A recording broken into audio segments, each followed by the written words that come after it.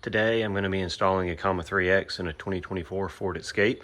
So the earlier Escapes, the 2019s, 2020s, the installation happened under the rear view mirror. But in the newer Escapes, it has the CAN-FD architecture. The IPMA is located in the trunk, just like the MachE. You know, on the MachE, it's on the driver's side. On the Escape, it's on the passenger side. So this video will look a lot like the MachE video. In fact, I'm not going to redo the parts of the video where we remove all the trim on the doors and the headliner, because that's exactly the same. So I'll link that video in this one. This video will be specifically how to get to the IPMA in the trunk, which is just a little different than the MachE. So we're going to start by flipping the back seats down to give us lots of room, and then we're going to remove everything from the trunk area, including the spare tire if you have one, and this package tray, and then we'll get into removing the trim panels. All right, the first thing is there are two 9/32 nuts right here and here in the corners. The spare tire is out, and I removed the foam right here and here so that I could easily get to those nuts. That third piece of foam and the jack can stay. Now that those two nuts are out, you can grab this panel and it should pop right out, pulling straight up. It's out of your way now. Next piece of trim to get out of the way is this one. It doesn't bolt in anywhere. It just pops out. So now that the side panel's pulled loose, I can see we have a mess on our hands. I understand why this is so hard. On the MachE, the IPMA just sits right here. It's easy to get to. On the Escape, that's the back side of it right there.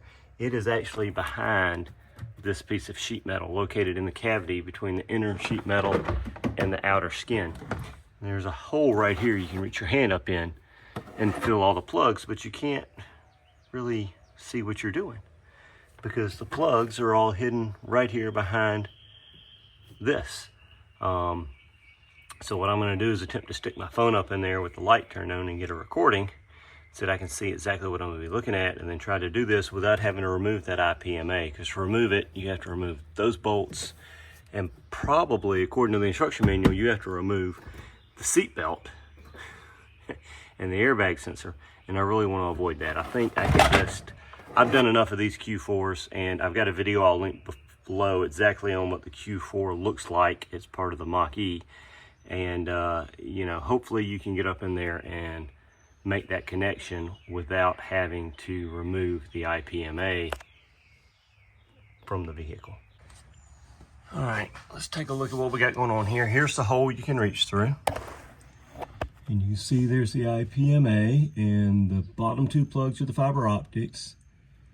And then there are two black plugs. So this IPMA is definitely different than the MachE and the F-150. The MachE and the F-150 have three plugs up near the top, where there's the black one that you can see have unplugged, and then below that there's a gray one. This one doesn't even have a socket for that gray plug. So that bottom black one is the one we've got to get to. I've got it unplugged.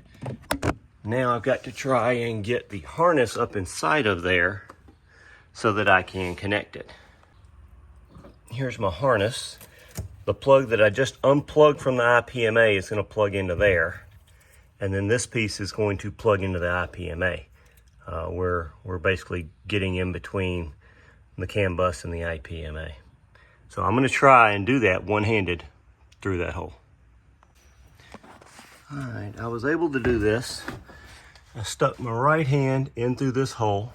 Well, first I unplugged the cable from the IPMA, and then I reached my finger in right through here on that corner, and I pinned that plug flat against this piece of sheet metal so that it would be held in place. Then I reached my right hand in, so while my left hand was holding this with my index finger, I reached my right hand in with the plug and was able to snap it in. So that's how I got the connector into the harness, and then it wasn't that hard actually to plug the harness back into the IPMA. Now what I'm doing is routing my USB-C cable, which is going from the harness box up to the Comma3x. I routed it in this hole and I've routed it out, the cutout for the IPMA in the bracket. So I'm still in the trunk area. I've got my Comma3x connected to the USB cable, which is connected to the harness hidden up in here. I'm gonna go turn on the vehicle, make sure I don't get any warnings on the dash, and then make sure this comes up and doesn't look like it's throwing any errors. It should power up, it should go on road, and it should be ready to think it's gonna drive, although obviously we can't drive with it in the trunk.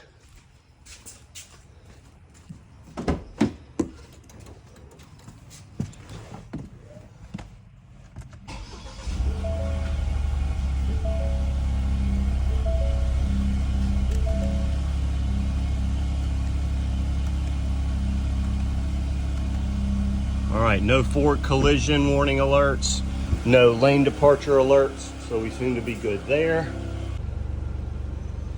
All right, the device powered up, it's happy, it's detected the vehicle, it's not throwing any errors. Mine probably looks a lot different than yours. I've got a 3D printed bumper because I take mine in and out of the car a lot, 10-15 times a day when I'm testing. I've also got a sliding dock for taking it in and out quickly, but none of that matters. This is my Comma3x. It's in the trunk right now and it's very happy, so we look like we have all the CAN bus connections made properly at the IPMA. So now we just have to route the USB cable all the way up to the front, just like we did in the MachE. So check out the MachE video I linked on how to get that routing done. All right, just go ahead and make this video clean and not have to watch the MachE video. It was actually pretty simple.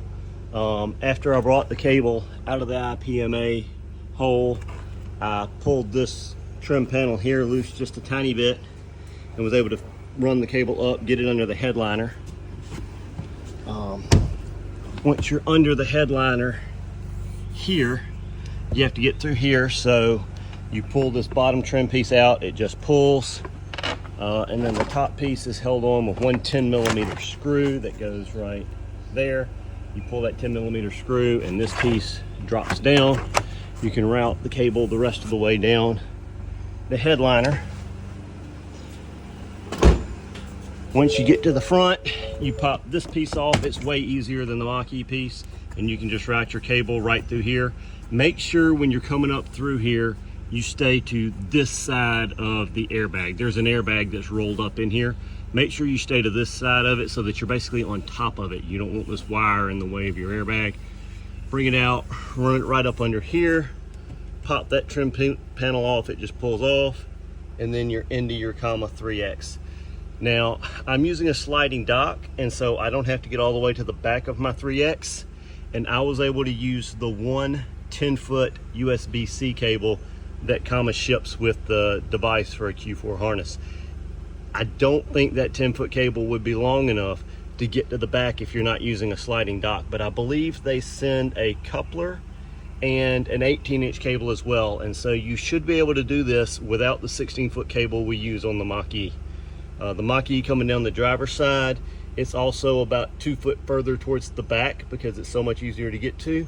The 10 foot's not long enough. You need about a 13 to 16 foot to do the MachE, but the escape I was able to do with the one 10-foot cable.